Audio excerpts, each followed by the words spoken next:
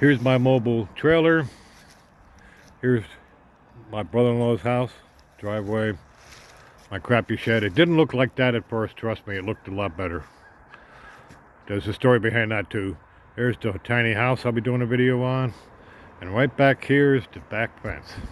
If you look over it, you'll see a ravine with a little stream in it, which runs about 100 feet that way into a bigger river. Now when it rains up north, it can come up to where I'm standing. But a 100-year flood, it doesn't stop here. It has to raise 20 feet to get to where I am, which is where it's come several times. But the 100-year flood, there was 14 feet of water where I'm standing. That means it to come up like 34 feet.